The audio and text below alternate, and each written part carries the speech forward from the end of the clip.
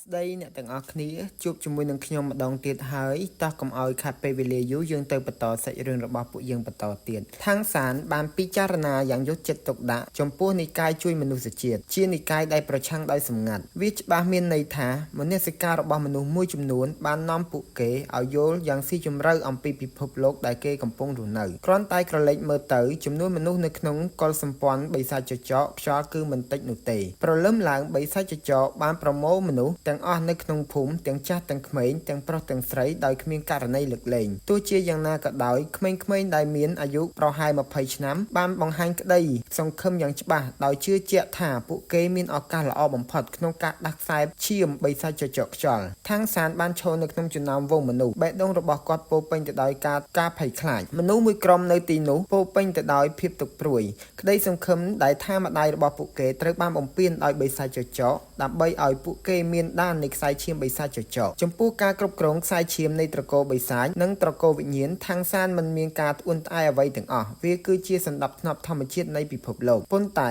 ក្នុងនាមជាមនុស្សគាត់មិនចង់ឃើញមនុស្សធ្វើជាទាសករនោះទេក្នុងរយៈពេល8ឆ្នាំមកនេះអារម្មណ៍នេះបានធ្វើឲ្យគាត់តាំងចិត្តថាក្រៅពីស្វែងរកប្រពន្ធរបស់គាត់នឹងជួយមនុស្សឲ្យរស់រានមានជីវិតឲ្យរួចផុតពីវណ្ណៈទាស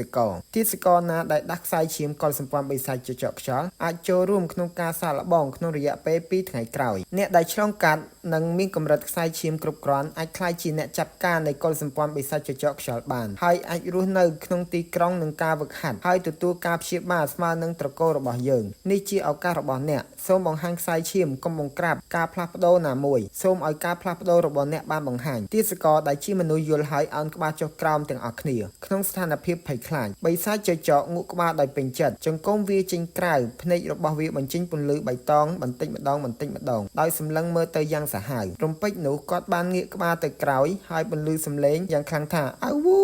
ដោយសំឡេងយំនេះបានបន្លឺពីចម្ងាយហើយការបន្លឺសំឡេងរាប់មិនអស់ត្រូវបានលឺនិងឆ្លើយតបខាងសានស្ថិតនៅខាងក្រោយក្រុមបិសាចចចកខ្យល់ប៉ុន្តែអារម្មណ៍របស់គាត់មានភាពមុតស្រួយហើយគាត់អាចមានអារម្មណ៍យ៉ាងច្បាស់ថានៅពេលដែលបិសាចចចកបានក្រហមឈាមរបស់វាបានពុះនិងហុយឡើងជាមួយនឹងសារធាតុដែលកំពុងឆេះការកើនឡើងនេះបានពង្រីកទៅខាងក្រៅដែលធ្វើឲ្យមនុស្សគ្រប់គ្នាមានអវត្តមានភ័យខ្លាចបន្តិចខណៈពេលដែលសំឡេងបិសាចចចកយំបានរសាត់ទៅសំឡេងមួយទៀតបានផ្ទុះចេញពីបិសាចចចកដែលធ្វើឲ្យក្លិនឈាមកាន់តែក្រាស់រំពេចនោះយុវជនម្នាក់នៅចំពោះមុខឋានសានញ័រខ្លួនហាក់បីដូចជាឈឺចាប់ស្រែកឡើងយ៉ាងចម្លែកហើយដួលទៅនឹងដីស្បែករបស់គាត់នឹងសក់ពណ៌ប្រផេះលាយខៀវលេចចេញមកប៉ុន្តែវាហាក់ដូចជាកំពុងស្ថិតក្នុងការឈឺចាប់យ៉ាងខ្លាំងរមៀលនៅនឹងដីនេះជាការភ្ញាក់ឡើងនៃខ្សែឈាមចចកខ្យល់ខាងសានប្រញាប់ប្រញាល់បង្ហាញការផ្លាស់ប្ដូររបស់ខ្លួនទេប៉ុន្តែបានសង្កត់ដោយស្ងៀមស្ងាត់ក្រៅពីយុវជននោះម្នាក់ទៀតនៅឆ្ងាយជាងនេះជាក្មេងស្រីជំទង់ម្នាក់យកដៃដាក់លើក្បាលហើយអង្គុយទៅនឹងដី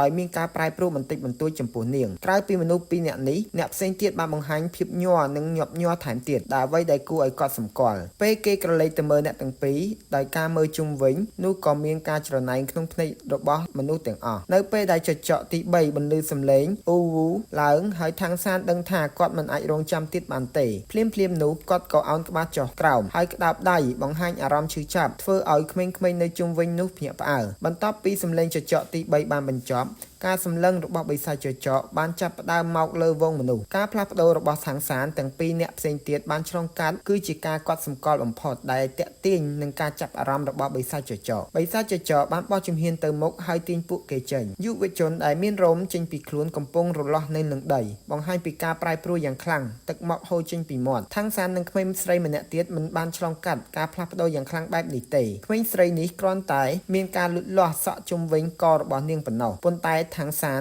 មិនមានការផ្លាស់ប្ដូរតែមួយលើរូបរាងកាយរបស់គាត់បិសាចចចកមិនបានយកចិត្តទុកដាក់ចំពោះយុវជននិងក្មេងស្រីនោះទេផ្ទុយទៅវិញវាបានទាត់ខាងសានបណ្ដាឲ្យគាត់ដួលពី3ដងគាត់បានសើចចំអកថាកូនប្រុសអ្នកគួរតែដឹងពីផលវិបាកនៃការខ្លាចបន្លំជាពូជពងនៃកុលសម្ព័ន្ធរបស់យើងសង្ឃឹមថាអ្នកនឹងពិតមានខ្សែឈាមរបស់យើងបើមិនដូច្នេះទេថ្ងៃស្អែកអ្នកនឹងខ្លាចជាអាហារនៅលើវេទិកាបូជាយកវាទៅឆ្ងាយបិសាចចចកដំណាក់កាលទី2ជាច្រើនបានមក ដល់ហើយរើសយកអ្នកទាំង3ហើយយកវាចេញទៅឆ្ងាយខាងសានបានគិតថាចំនួនទេសកលដែលបានដាក់ខ្សែឈាមចចកខ្យល់មានចំនួនតិចបំផុតក្នុងចំណោមពួកគេអ្នកដែលប្រតិកម្មនឹងការផ្លាស់ប្ដូរគឺជាអ្នកដែលមានសញ្ញាដែលមើលឃើញនៃការផ្លាស់ប្ដូរចចកបុគ្គលបែបនេះមាន4យ៉ាងប្រសិនបើការវិនិច្ឆ័យលើរូបរាងកាយសុខសាន្តអ្នកដែលបានបង្ហាញការផ្លាស់ប្ដូរនេះទំនងជាមានខ្សែឈាមបិសាចចកសំខាន់ការផ្លាស់ប្ដូររូបរាងកាយរបស់ខាងសានគឺតិចតួចបំផុតដោយសារតែគាត់មិនបានផ្លាស់ប្ដូរតតែសោះអ្នកផ្សេងទៀតបានបង្ហាញកម្រិតខុសៗគ្នាពួកគេត្រូវបានប្រមូលផ្ដុំគ្នាដើម្បីធ្វើតេស្តឈាមទាំងអស់គ្នានៅថ្ងៃបន្ទាប់ខាងសានភ្ញាក់ផ្អើលនៅពេលដែលគេយកសាច់មកបម្រើជាអាហារពេលល្ងាចព្រោះនេះជាលើកដំបូងចាប់តាំងពីគាត់មក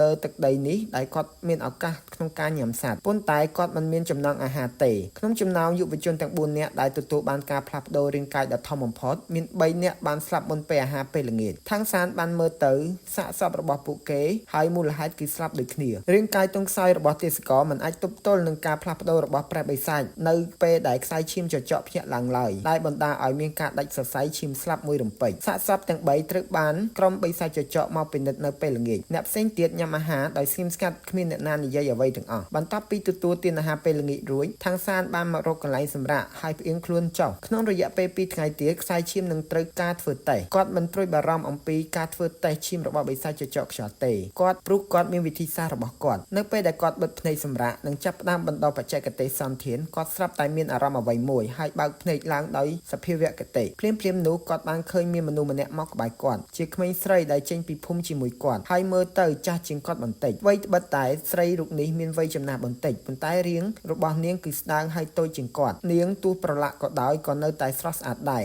ក្មេងស្រីបើកមាត់របស់នាងសម្លេងរបស់នាងស្អកបន្តិចអ្នក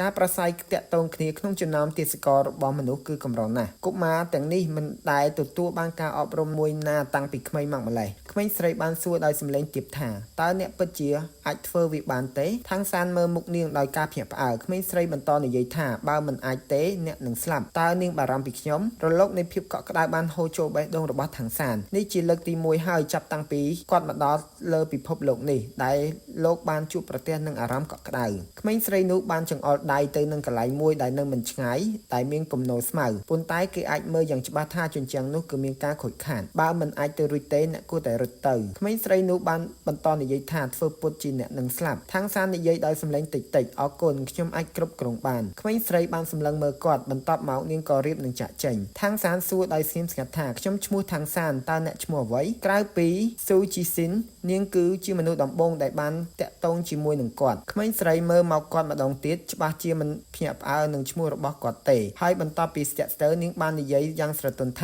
ខ្ញុំឈ្មោះលីងមួយស៊ុយឬឈ្មោះរបស់នាងខាងសានភ្ញាក់ព្រឺតស្ដាប់ទៅមិនដូចឈ្មោះជាទេសកលសោះលីងមួយស៊ុយនិយាយដោយអរអួរថាម្ដាយខ្ញុំត្រូវបានគេចាប់យកមកដូច្នេះម្ដាយខ្ញុំនិងខ្ញុំនៅក្នុងភូមិមួយភូមិរបស់យើងគាត់បានបង្រៀនខ្ញុំទោះបីជាការបញ្ចេញមតិរបស់នាងមានកម្រិតក៏ដោយខាងសានបានយល់ពីអត្ថន័យរបស់នាងម្ដាយរបស់នាងច្បាស់ជាបានចាប់ភ្នែករបស់បិសាចចចកហើយទោះបីជាទេសកលក៏ដោយក៏នាងអាចទទួលមានសិទ្ធិមួយចំនួនយ៉ាងហោចណាស់នាងអាចរស់នៅជាមួយកូនចៅរបស់នាងហើយបានបង្រៀននៅរឿងមួយចំនួនទៅកាន់កូនរបស់គាត់បាននាងថែមទាំងមានឈ្មោះល្អទៀតផងខាងសានមិននិយាយច្រើនទេគ្រាន់តែងក់ក្បាលដាក់នាងលីងមួយស៊ុយសម្លឹងមើលគាត់ម្ដងទៀតដោយក្តីបារម្ភក្នុងភ្នែករបស់នាងតើអ្នកពិតជាមិនអីទេខាងសានងក់ក្បាលម្ដងទៀតពេលនេះទេសកលផ្សេងទៀតបានចាប់ផ្ដើមមើលផ្លូវនេះរួចទៅហើយលីងមួយស៊ុយមិនហ៊ាននិយាយបន្ថែមទៀតទេនាងគ្រាន់តែងក់ក្បាលដាក់ខាងសានហើយអោនក្បាលទៅម្ខាងទៀតខាងសានមានអារម្មណ៍ធូរស្រាលបន្តិចនៅពេលដែលគាត់បានសន្ទនាជាមួយលីងមួយស៊ុយ2ថ្ងៃបានកន្លងផុតទៅមនុស្ស10នាក់ដែលនៅរស់រានមានជីវិតបានទទួលអាហារដ៏ល្អបំផុតដែលពួកគេមិនធ្លាប់មានអ្នករាល់គ្នាមើលទៅច្បាស់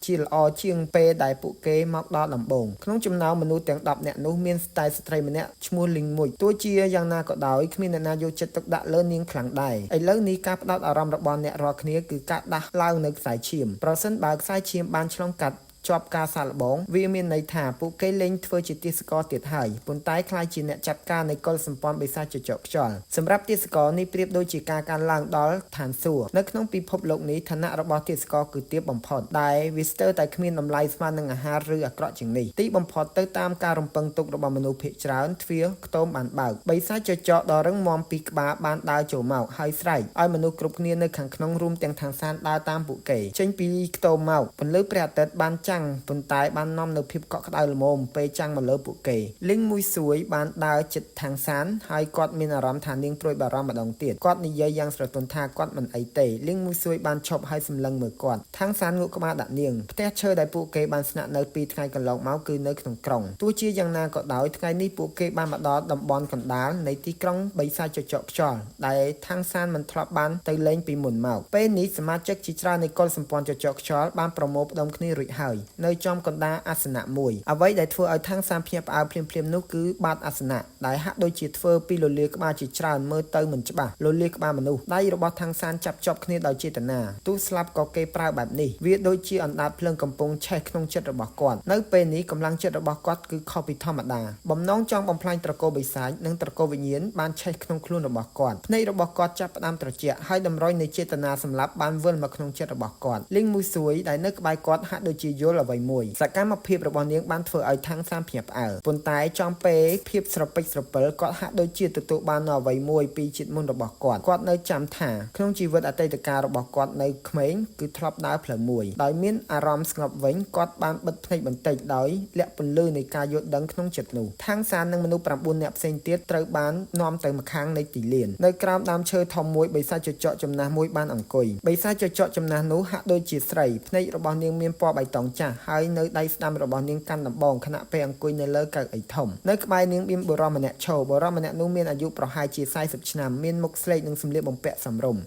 ពន្លឺពណ៌បៃតងភ្លឺចាំងភ្នែករបស់គាត់ហើយគាត់ឈរជាមួយនឹងការគោរពបំផុតបិសាចចចកដែលបាននាំທາងសាននិងក្រុមរបស់គាត់បានមកក្រាបថ្វាយបង្គំនៅចំពោះមុខបិសាចចំណាស់នោះថាលោកបូជាចារ្យដ៏គួរឲ្យគោរពអ្នកបម្រើដែលបានដាក់ខ្សែឈាមរបស់ពួកគេនៅឆ្នាំនេះត្រូវបាននាំមកហើយបិសាចចចកចំណាស់ដែលហៅថាមហាបូជាចារ្យឆ្លើយតបដោយប្រងើយកន្តើយថាបន្ទាប់មកក្រវីដៃដាក់មនុស្សនៅក្បែរនាងបុរសជាមនុស្សបានអោនគោរពនាងលើកដំបូងបន្ទាប់មកបានបោះជំហានទៅមុខយឺតពេលចូលមកចំពោះមុខមនុស្ស10នាក់រួមទាំងทາងសានបានយល់ដឹងក្លិនរបស់បូជាចារ្យនោះវាខ្លាំងណាស់ជាមួយនឹងកម្លាំងបច្ចុប្បន្នរបស់គាត់ក៏មិនអាចសូម្បីតែដឹងមូលដ្ឋាននៃការដាំដុះរបស់បូជាចារ្យនោះខណៈពេលដែលមនុស្សហៀបនឹងនិយាយសត្វចចកដែលនៅជុំវិញគាត់ស្រាប់តែបំបែកគ្នាបិសាចចចកដ៏ធំមួយមានកម្ពស់ជាង3ម៉ែត្របានដើរឆ្ពោះទៅរកពួកគេបិសាចចចកនេះមើលទៅរឹងមាំណាស់សាច់ដុំរបស់គាត់បញ្ចេញថាមពលជាខ្លាំងទោះបីមិនខ្លាំងដូចបូជាចារ្យក៏ដោយក៏ហាក់ដូចជាថាមពលដ៏ខ្លាំងក្លាដែរគាត់ដើរទៅរកបូជាចារ្យហើយអោនចុះបន្តិចហើយដាក់ដៃស្ដាំលើទ្រូងមហាបូជាចារ្យស្នាមញញឹមបានលេចឡើងនៅលើមុខរបស់មហាបូជាចារ្យថាតើអ្នកបានត្រៀមខ្លួនសម្រាប់ពិធីបូជាដូនតាហើយឬនៅស្ដេចចចកខ្យល់បាននិយាយថារួចរាល់ហើយដង្វាយបានត្រៀមរួចហើយយើងត្រូវការបូជាចារ្យដើម្បីធ្វើជាចៅហ្វាយនេះក្នុងពិធីនេះមហាបូជាចារ្យបាននិយាយដោយស្ងប់ស្ងាត់ថាបន្ទាប់ពីការផ្ទៀងផ្ទាត់ខ្សែឈាមរបស់ទាសករយើងនឹងចាប់ផ្ដើមធ្វើវាភ្លាមស្ដេចបិសាចចចកខ្យល់បាននិយាយទៅកាន់បុរសចំណាស់នោះថាតោះចាប់ផ្ដើមបុរសនោះបានឆ្លើយតបដោយគោរពបាទលោកម្ចាស់ហើយបន្ទាប់មកគាត់បានសម្លឹងទៅកាន់ทางសាននិង9នាក់ផ្សេងទៀតស្ដាប់ដោយប្រុងប្រយ័ត្នខ្ញុំនឹងផ្ទៀងផ្ទាត់សាច់ឈាមរបស់អ្នកក្នុងពេលឆាប់នេះក្នុងអំឡុងពេលដំណើរការប្រតិកម្មណាមួយដែលមានអាចនឹងត្រូវបានបង្ហាញអ្នកមិនចាំបាច់លាក់បាំងទេហើយក៏មិនត្រូវខ្លាចដែរអ្នកត្រូវតែបង្ហាញឲ្យអស់មកតើអ្នកយល់ទេ